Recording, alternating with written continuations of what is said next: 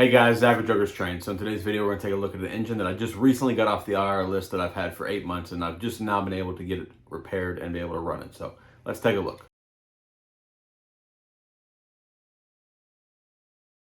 Alright guys, the engine I was talking about in the intro to this video is none other than my MTH Premier N&W Y3. It's a PS2 5-volt engine, and it's been on the injured reserve since I've owned it, which is about 8 months going on 9.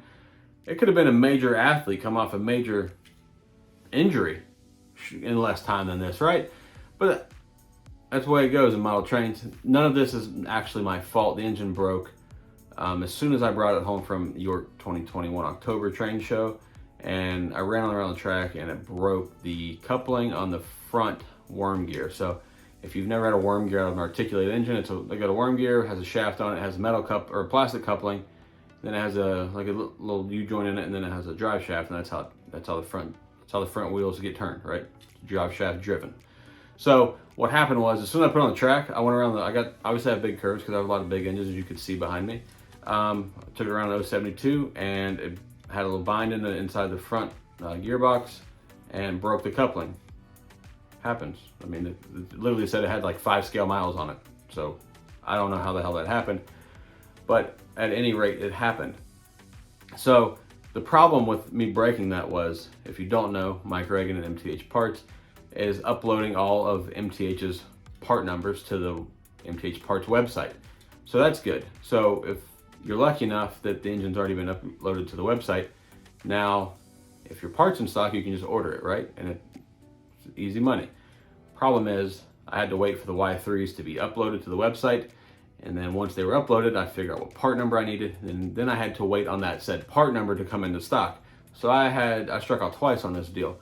But I used the wish list that's on the website. You put your email in for whatever part that you're waiting on to come into stock, and once it comes in, the system will email you and say, hey, your part's here, hurry up and come buy it before everybody else buys your parts. And it works. It's the second time I've used it. So if you have MTH stuff and you need parts and you're afraid of them because their parts has always sucked in the past, go check out the new website. Mike Reagan's fixing it, so something at MTH is going to work. Still doesn't mean they're going to ship any engines on time or any cars on time, but damn it, their parts website is going to work now. So with that being said, I was able to get the part. Now the problem with the part was, in true MTH fashion, the shaft was the right size, the bearings were the right size to go into the actual gearbox. Problem that I didn't pay attention when I put the worm gear in is the gears on the worm gear are actually going the opposite direction than the old worm gear was going. So what that means is the front drivers were going like this and the back drivers were going like this. So that we had a really cool neutral effect that was just phenomenal. I mean, it looked cool. It looked really cool. Problem is you didn't go anywhere. But hey, I got to see the damn thing work. So as I sat there and tried to figure out how this possible and wrong, I double checked my part number. I double checked everything, and it was everything. What I ordered is what the website said it was. So I've sent an email to Reagan and telling this was wrong. So I'm sure we'll hash this out at some point next week. So that part's that. So that's all water under the bridge. But I still wanted to run my Y3 because I'm kind of getting tired of looking at this thing set on the shelf. So what did I do? I took my new worm gear. There's a pin in the plastic coupler. You knock the pin out, you can pull the coupler off, put the coupler back on the new worm gear, put the pin back in, or put the coupler back on the old worm gear, and then you can just use the old worm gear. And that's exactly what I did. Now, with that all being said, I'm sure somebody said, yeah, but you still didn't fix the problem. Well, that's true. I didn't know what the hell the problem was that made the old coupler on the worm gear break to begin with. So I tested it on the bench before I ever put power to it, and everything spun perfectly fine and freely. So I don't know what caused the actual coupler to break off the original worm gear. I don't know. But the engine works now, so there's that.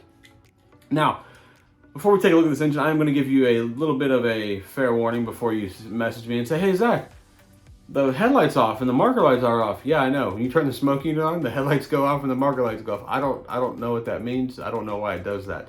I kind of have an idea that maybe the 5-volt board's dying, so that's just like part of the dying of the board. And maybe that's just what it does. I don't know, man. But at any rate, if the board does die, we'll just upgrade to Legacy with Little Steam or something, just to really just be that guy. But at any rate, It's a 5-volt engine, and I think it's awesome. So I like to make videos for you guys. I know you guys like to see me buy brand new engines and do videos of brand new engines. I can tell by the views, but I like to make videos. So if you guys only want to watch 100 views on this video, I'll take them. I appreciate you guys. But before we get into this engine, I want to thank all of you guys. And if you're not subscribed to the channel, please go ahead and take a second to subscribe. It doesn't hurt at all. Leave me a comment, leave me a like on the video if you liked it. Or you can leave me a dislike. You can't see the dislikes, but I can. So go ahead and leave me a dislike if you don't like it. It doesn't bother me. I'll take anything I can get from you guys. But without further ado, let's take a look at this MTH Premier N&W Y3. All right, guys. So here it is, the MTH Premier N&W Y3 PS2. And I think this engine's pretty awesome. I think it's detailed pretty well for how old it is. And I like the sounds on this engine. Now, like I said to you before, the smokiness a little bit weird with the lights. I don't know if that's how it's supposed to be, but I will run it a little bit without the smoke so you can see the lights, and then also turn the smoke on so you can see how well an MTH Premier engine actually smokes, especially this 5-volt. If you do not like to buy smoke fluid, you might not want to buy too many 5-volt engines because they will burn you out of some smoke fluid. Now, without further ado, let's go ahead and fire this thing up. I'll turn the sounds down a little bit to save you headphone users some ear murder because it's relatively loud. So, see what we can do for you guys.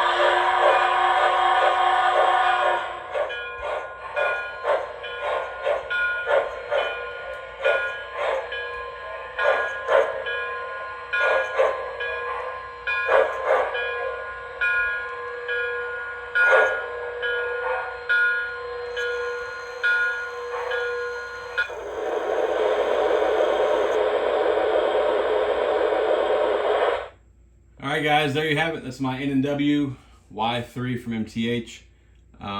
Like I said, I think it's a nice engine. Is it as nice as my Visionline Big Boys and Challengers and whatever else like you want to compare it to? No, it's not on that level, but you know, I have a friend of mine, RBP, trains, Chris over there.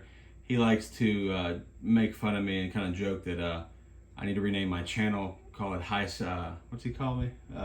Top Shelf Steam with Joker. So I like to think that this fits in with the rest of my stuff pretty well, and I enjoy it. So if you guys are out there looking at some of these older 5-volt MTH Premier engines, don't shy away from them. If you're afraid of them, you know, frying the boards, it's fixable. It's not the end of the world. So take a chance on them if you can get them for a good price. And if they break, hey, call my buddy Sid at Sid's Trains, and he can help you out and he can repair your engines for you. So at any rate, man, I appreciate all you guys for watching. Leave me a comment below. Let me know what you think about the N&W Y3. I am contemplating getting some more. I know that they did some PS3 Y3s, and I know there's some B&O ones out there, some Union Pacific, which I could use some more B&O steam, so that would be fantastic. And until next time, guys, make sure you're subscribed, leave me a comment, and hit the like button for me. And see you next time.